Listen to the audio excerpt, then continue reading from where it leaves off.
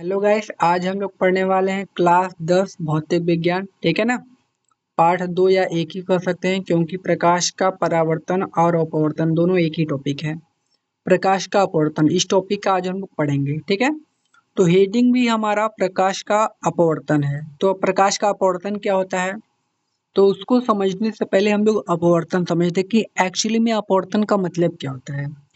अपवर्तन का मतलब होता है कि अपने मार्ग से भटक जाना। जैसे मान लीजिए कि आप जा रहे हो कहीं, ऐसे आप जा रहे हो, ठीक है।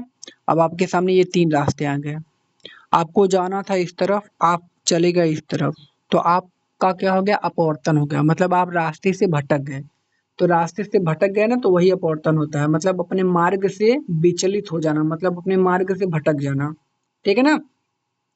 तो अपवर्तन का मतलब हमने क्या समझा, मार्ग से भटकना। तो देखिए यहाँ पर प्रकाश का अपवर्तन कहता है जब प्रकाश की किरणें एक माध्यम से दूसरे माध्यम में प्रवेश करती हैं तो वह अपने मार्ग से विचलित हो जाती हैं। यही घटना प्रकाश का अपवर्तन कहलाती है। ठीक है। अब देखिए दूसरा पॉइंट हमारा ये बनता है कि ये प्रकाश का अपवर्तन क्यों होता है। सोचने वाली बात है कि प्रकाश का अपवर्तन क्यों होता है। तो आप बताओगे कि प्रकाश का अपवर्तन इसलिए होता है क्योंकि जो प्रकाश की चाल होती है भिन्न भिन्न माध्यमों में भिन्न भिन्न होती है। ठीक है। यही नोट में आपके लिखा गया है, तो आप लोग इसको देख लीजिएगा। ठीक। तो प्रकाश का अपवर्तन काय होता है भैया, क्योंकि प्रकाश की चाल भिन्न भिन्न माध्यमों में भिन्न भिन्न होती है। अब इसका फिगर देखिए, ध्यान से समझेंगे। अब देखिए एक पृष्ठ है। अब इसमें क्या है, एक हमारा विरल माध्यम है वायु, एक का है सघन माध्यम में कांच।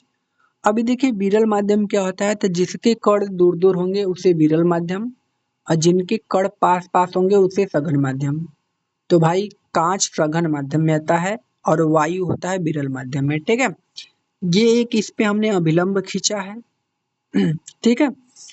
जो इस पृष्ठ को दो बराबर भागों में क्या करता है, विभाजित कर देता है। ठीक।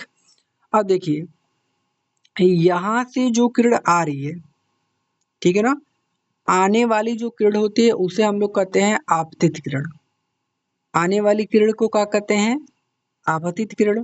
तो यहाँ से ये किरण आ रही है ना, तो इस बिंदु से टकराने के बाद उसको ऐसे सीधे जाना चाहिए था। जाना चाहिए था कि नहीं, सीधे। लेकिन ये टकराने के बाद इधर मुड़ गई। इधर मुड़ गई अभिलंब की तरफ, मतलब अभिलंब की तरफ झुक गई। तो भाई देखिए मार्ग से अपने विचलित हो गई, तो परिवर्तन हुआ कि नहीं, अपने मार्ग से कहाँ हो गई, विचलित। अब देखिए आने चाहिए थे इसको इस तरफ, ऐसे आ रही है तो टकराने के बाद जाना चाहिए सीधे ना, तो सीधे नहीं गई और अभिलंब की तरफ झुक गई, मतलब अपने मार्ग से क्या हो गई, विचलित हो गई। मतलब यहाँ पर हो रहा है प्रकाश का अपवर्तन। तो जो किरण आती है ना उसे आपतित किरण कहते हैं। ठीक है ना। अच्छा, टकरा कर जाती है ना उसे अपवर्तित किरण। तो इसको हम लोग सीखेंगे।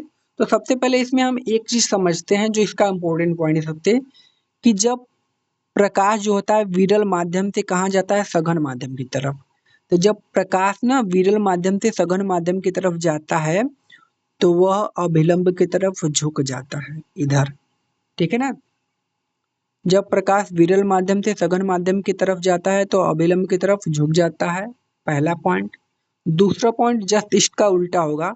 ये जो कांच जो आप सघन माध्यम देख रहे हैं ना, इसको ऊपर करेंगे, और जो वायु विरल माध्यम है उसको कहाँ करेंगे, नीचे। ठीक है ना। तो इसके लिए हमने एक अलग से फिगर बनाया गया है, यहाँ पर देखिए, यहाँ पर। तो अब यहाँ पर देखिए कांच जो सघन माध्यम में वो ऊपर है, कांच, और जो विरल माध्यम में वायु नीचे है। तो जब प्रकाश की किरण सघन माध्यम से विरल माध्यम की तरफ जाती है तो क्या होता है, पूछेगा।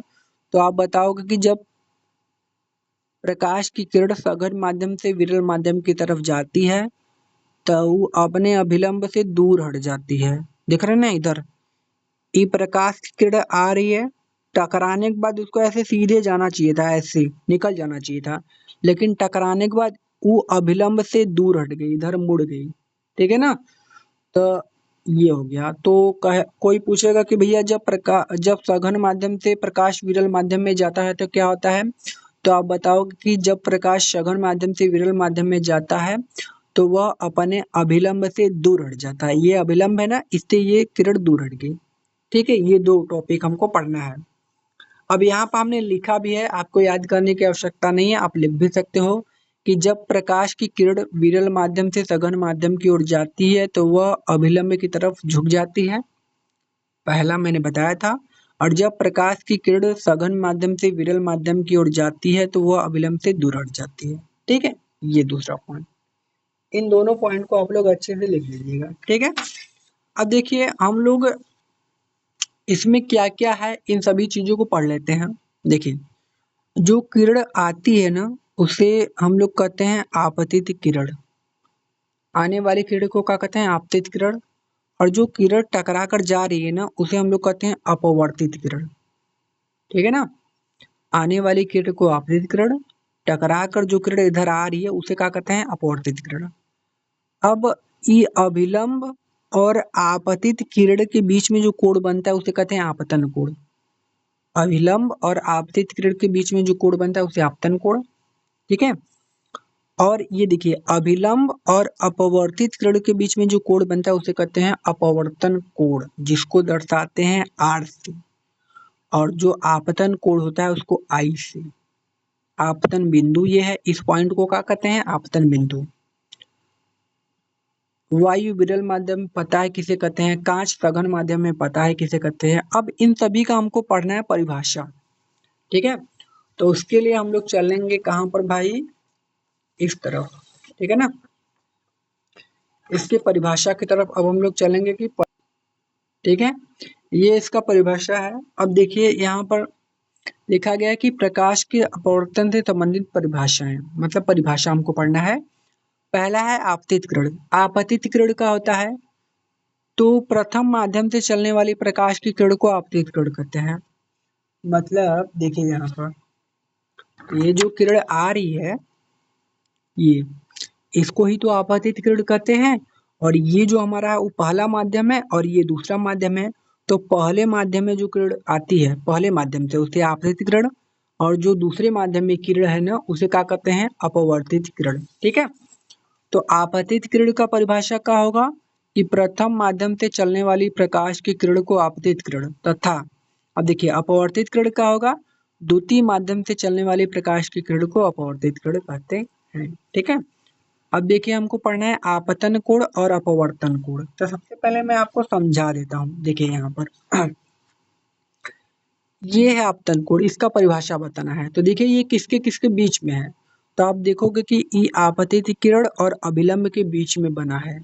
तो परिभाषा भी वही हो जाएगा कि आपतित किरण और अभिलंब के बीच बना कोण आपतन कोण कहलाता है। ठीक है, इसका आपतन कोण का परिभाषा क्या होगा, आपतित किरण और अभिलंब के बीच बना कोण का होगा आपतन कोण। अब देखिए अपवर्तन कोण क्या होगा, तो देखिए ये अभिलंब है, ये अपवर्तित किरण है। तो अपवर्तित किरण तथा अभिलंब के बीच बना कोण क्या होगा, अपवर्तन कोण होगा। ठीक है, अपवर्तित किरण तथा अभिलंब के बीच बना कोण कौन सा कोण होगा, अपवर्तन कोण। यहाँ पर परिभाषा भी वही लिखा होगा आपका जो आपने पढ़ा अभी, आपतित किरण तथा अभिलंब के बीच बना कोण आपतन कोण। और अपवर्तन कोण में बात किया जाए तो अपवर्तित किरण तथा अभिलंब के बीच बना कोण अपवर्तन कोण कहलाता है। ठीक है, अब देखिए अभिलंब का होता है कि आपतन बिंदु पर पृथककारी पृष्ठ के लंबवत रेखा को अभिलंब कहते हैं।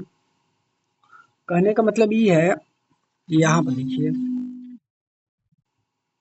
यहाँ पर देखिए ये जो आपतन बिंदु है इस पे एक पृथककारी पृष्ठ है ना, तो इसी पृष्ठ को हम लोग क्या कहते हैं, अभिलंब। ठीक है, वही बोला है कि आपतन बिंदु पर पृथककारी पृष्ठ के लंबवत रेखा को, लंबवत मतलब 90 अंश पर रेखा को अभिलंब कहते हैं। सघन माध्यम पता है, जिनके कण बहुत पास पास होते हैं सघन माध्यम, और जिनके कण बहुत दूर दूर होते हैं उसे क्या कहते हैं, विरल माध्यम। ठीक है, तो इन चीजों को हमने आसानी से समझ लिया। अब हम लोग चलते हैं इसके अगले टॉपिक पर। तो इसका अगला टॉपिक क्या है, देखिए इसका अगला टॉपिक है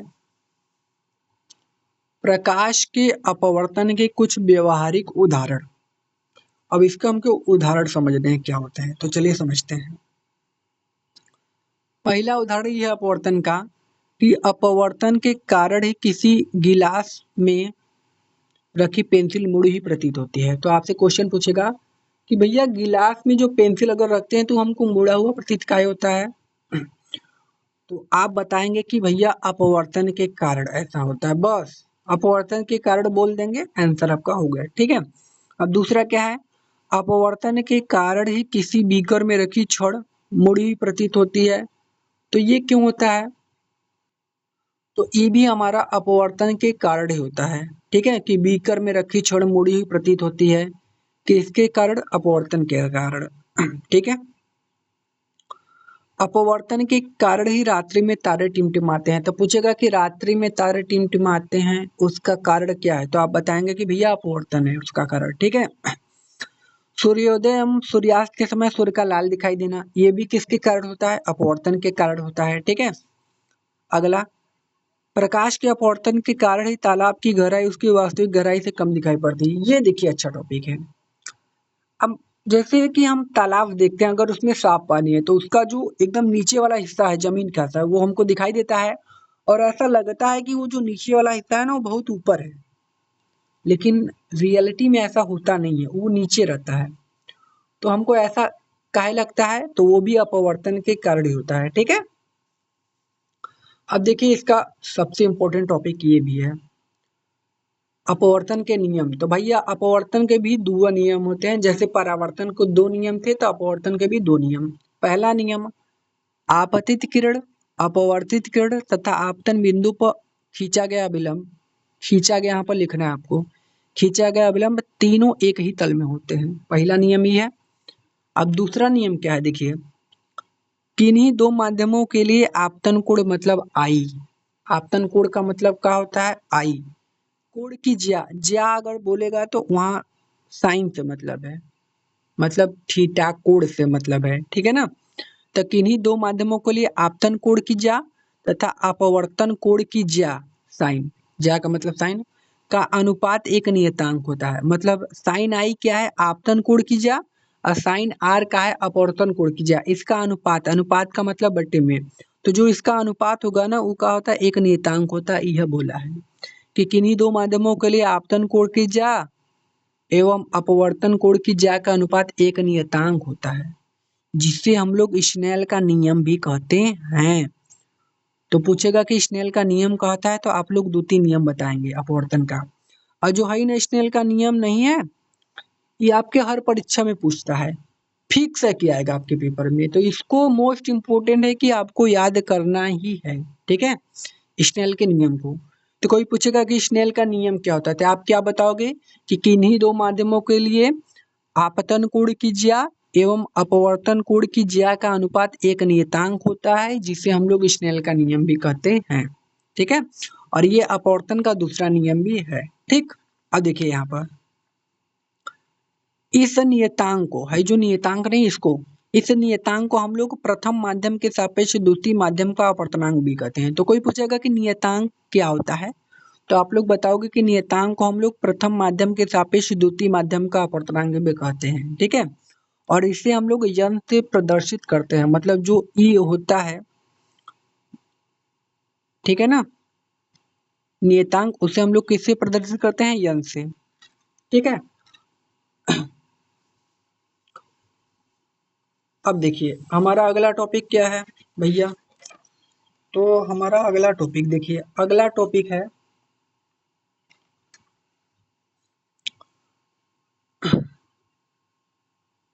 देखिए हमारा अगला टॉपिक है अपवर्तनांक क्या होता है, इसका परिभाषा। तो अपवर्तनांक क्या होता है कि पहले माध्यम में प्रकाश की चाल तथा दूसरे माध्यम में प्रकाश की चाल के अनुपात को हम लोग कहते हैं अपवर्तनांक। मतलब पहले माध्यम में प्रकाश की चाल क्या है और दूसरे माध्यम में प्रकाश की चाल क्या है, उसके अनुपात को, अनुपात का मतलब होता है बटा। ठीक है, अनुपात का मतलब क्या होता है, बटा, तो उसके अनुपात को हम लोग कहते हैं अपवर्तनांक। ठीक, अब देखिए ये जो है ये अपवर्तनांक नहीं होता है, उसी को हम लोग ना निरपेक्ष अपवर्तनांक भी कहते हैं। इन दोनों में कोनो अंतर है नहीं, ठीक है ना, लेकिन सब लोग झूठे ही अलग अलग पढ़ते हैं, इसका और इसका दोनों को मतलब एक ही है। ठीक, तो फिर भी मैं आपको निरपेक्ष अपवर्तनांक पढ़ा देता हूँ। मान लीजिए अगर आपको अपवर्तनांक पूछ दिया और इसका परिभाषा नहीं याद है लेकिन इसका याद है, तो आप इसमें इसको लिख देंगे, कोई गलत नहीं होगा, क्योंकि दोनों एक ही है, सेम है, अलग अलग नहीं है। अब देखिए इसमें क्या होता है निरपेक्ष अपवर्तनांक में। इसका परिभाषा है निर्वात में प्रकाश की चाल तथा माध्यम में प्रकाश की चाल के अनुपात को निरपेक्ष अपवर्तनांक कहते हैं। अच्छा, निरपेक्ष अपवर्तनांक में अगर आपने अपवर्तनांक का परिभाषा लिखा तो क्या गलत है? नहीं गलत है, सही है आपका। ठीक है, कोई गलत नहीं कर सकता। ठीक है, तो निर्वात में प्रकाश की चाल, निर्वात का मतलब वायु, निर्वात में प्रकाश की चाल तथा माध्यम में प्रकाश की चाल के अनुपात को हम लोग क्या कहते हैं? अपवर्तनांक कहते हैं। n बराबर होता है c/v। c क्या है? प्रकाश की चाल है। v क्या है? माध्यम में प्रकाश की चाल का है। और जो प्रकाश की चाल होती है ना, वो होती है 3 × 10⁸ मीटर प्रति सेकेंड। ये होती है प्रकाश की चाल। ठीक है, अब अगला हमको पढ़ना है, देखिए सापेक्ष अपवर्तनांक। सापेक्ष अपवर्तनांक क्या होता है? देखिए, यदि प्रकाश की किरण एक माध्यम से चलकर दूसरे माध्यम में प्रवेश करती है तो उसे सापेक्ष अपवर्तनांक कहते हैं। मतलब जो प्रकाश होता है अगर एक माध्यम से चलकर दूसरे माध्यम में प्रवेश कर रहा है ना, तो उसे ही हम लोग क्या कहते हैं? सापेक्ष अपवर्तनांक। जैसे 1n2 बराबर होता है n2 बटे के n है, इसको हम लोग कह सकते हैं sin i बटे के sin r। ठीक है, और जो 1n2 है ना, इसको हम लोग कहेंगे ये दूसरा है ना, दूसरे माध्यम के सापेक्ष पहले माध्यम का अपवर्तनांक। ये नहीं कहेंगे कि पहले माध्यम के सापेक्ष दूसरे माध्यम का अपवर्तनांक, ऐसा नहीं कहेंगे। हम इसको कहेंगे कि दूसरे माध्यम के सापेक्ष पहले माध्यम का अपवर्तनांक। ऐसे जैसे 1n2 को माध्यम 2 का माध्यम 1 के सापेक्ष अपवर्तनांक भी कहते हैं। मैंने बताया था कि 1n2 को माध्यम 2 के सापेक्ष माध्यम 1 का अपवर्तनांक कहते हैं। ठीक है, अब यहाँ पर कुछ चीजें दी गई हैं, आपको पढ़ना है। वायु को अगर हम लोग दर्शाएंगे तो ए से, जल को दर्शाना होगा तो W से, आकाश को दर्शाना होगा तो G से। इन चीजों को आप लोग क्या करेंगे? याद कर लेंगे अच्छे से, जो कि हमको आगे आने वाली है काम। ठीक है, अब देखिए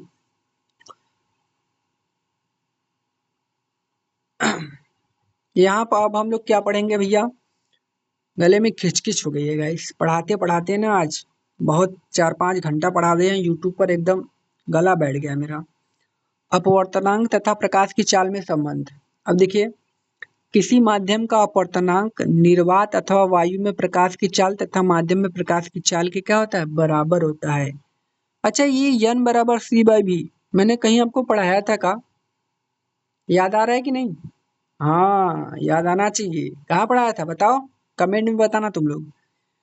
देखिए, माध्यम का जो अपवर्तनांक होगा वो n बराबर का होगा निर्वात अथवा वायु में प्रकाश की चाल बटे में माध्यम में प्रकाश की चाल।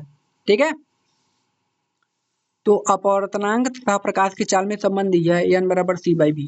ठीक, अब देखिए, अगर आपसे पूछेगा कि वायु के सापेक्ष कांच का अपवर्तनांक क्या है, उसको हम लोग कैसे लिखते हैं? तो उसको हम लोग लिखेंगे Ang से। एक बात और याद कर लेंगे कि जिसके सापेक्ष पूछेगा उसको आपको पहले लिखना है।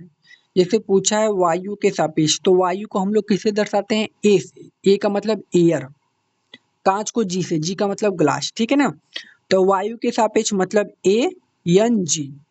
ठीक है ना, Ang का मतलब क्या हुआ? अगर ई हमको नहीं दिया, ई दिया है तो हम लोग क्या समझेंगे? Ang का मतलब है वायु के सापेक्ष कांच का अपवर्तनांक। वैसे जैसे AnW है तो ई का है वायु के सापेक्ष, W मतलब जल, वायु के सापेक्ष जल का अपवर्तनांक। यहाँ पर दिया गया है वायु के सापेक्ष जल का अपवर्तनांक। ठीक है, तो इसको आपको बनाना आना चाहिए कि कैसे लिखेंगे हमको। अगर दे दिया कि वायु के सापेक्ष जल का अपवर्तनांक क्या होता है तो AnW। ठीक है ना, ऐसे लिखना पड़ेगा, तो अभी हम लोग इसका न्यूमेरिकल लगा पाएंगे। अब देखिए, इसमें मैंने मोस्ट इम्पोर्टेंट टॉपिक कुछ लिखे हैं जो कि आपके परीक्षा में हर साल पूछा जाता है और इस बार भी पूछा जाएगा। ये फिक्स है, इसमें से एक क्वेश्चन 1 नंबर का आपका फिक्स आएगा इस टॉपिक में से। सिर्फ इस टॉपिक में से बात कर रहा हूँ, वो जितना पीछे पढ़ाया गया उसमें से आ ही सकता है, लेकिन इसमें से फिक्स आएगा। ठीक है, एक टॉपिक आपका। अब देखिए, वायु का अपवर्तनांक सबसे कम तथा हीरे का अपवर्तनांक सबसे अधिक होता है। मोस्ट इम्पोर्टेंट टॉपिक पूछेगा कि वायु का अपवर्तनांक क्या होता है भैया, तो सबसे कम होता है, आपको याद कर लेना है। और सबसे ज्यादा अपवर्तनांक किसका होता है? तो हीरे का होता है। ठीक है, यहाँ पर मैंने अपवर्तनांक भी लिख दिया है कि जो वायु का अपवर्तनांक होता है वो 1.003 होता है, कांच का 1.52 होता है और हीरे का 2.42, मतलब हीरे का सबसे ज्यादा। सॉरी, हीरे का अपवर्तनांक हाँ सबसे ज्यादा, और वायु का जो होता है वो सबसे कम होता है, कांच का बीच में होता है। ठीक है। दूसरा पॉइंट क्या है, एक माध्यम के सापेक्ष दूसरे माध्यम का अपवर्तनांक प्रकाश के रंग पर निर्भर करता है। मतलब जो अपवर्तनांक होता है ना, एक माध्यम के सापेक्ष दूसरे माध्यम का अपवर्तनांक, वो किस पर निर्भर करता है, रंग पर, कि रंग कैसा है। देखिए, जो अपवर्तनांक होगा ना, वो बैगनी रंग के लिए सबसे अधिक होगा तथा लाल रंग के लिए सबसे कम। मतलब जो अपवर्तनांक होगा वो बैंगनी रंग के लिए सबसे अधिक, और और लाल रंग के लिए क्या होगा, सबसे कम ना। ठीक है। अब हम लोग पढ़ते हैं इसका लास्ट टॉपिक। ठीक है, प्रकाश किरणों की उत्क्रमणिका, इसका लास्ट टॉपिक है। देखिए, वायु के सापेक्ष कांच का जो अपवर्तनांक होगा, वो कांच के सापेक्ष वायु के अपवर्तनांक का व्युत्क्रम, व्युत्क्रम का मतलब होता है उल्टा होता है। ठीक है ना, उसी को हम लोग प्रकाश किरणों की उत्क्रमणिका कहते हैं। अब जैसे लिखा है, वायु के सापेक्ष कांच का अपवर्तनांक क्या होता है, वायु के सापेक्ष कांच का अपवर्तनांक ANG। ANG का उल्टा करेंगे तो 1/GnA आएगा। तो वही बोला है कि जो वायु के सापेक्ष कांच का अपवर्तनांक होगा, वो कांच के सापेक्ष वायु के अपवर्तनांक का व्युत्क्रम होता है। यह होता है प्रकाश किरणों की उत्क्रमणिका। ठीक है ना। तो ये टॉपिक हम लोगों का होता है भैया समाप्त। यहाँ पर क्या होता है, समाप्त। ठीक है गाइस। तो गाइस, वीडियो अगर पसंद आए तो भाई लाइक कर दीजिए, अगर आप चैनल पर हमारे नए हो तो सब्सक्राइब कर दीजिए, क्योंकि मैं आपको ऐसे ही वीडियो बनाता रहूंगा, नोट्स के साथ पढ़ाऊंगा। ठीक है, क्योंकि आपको नोट्स भी बनाना ना पड़े, मैं ही नोट्स आपको दूंगा। ठीक है। अगर आपको नोट्स चाहिए तो हमारे डिस्क्रिप्शन बॉक्स में एक मेरा नंबर है, उस पर कॉल कीजिए, मैं आपको नोट्स भी दे सकता हूँ। ठीक है।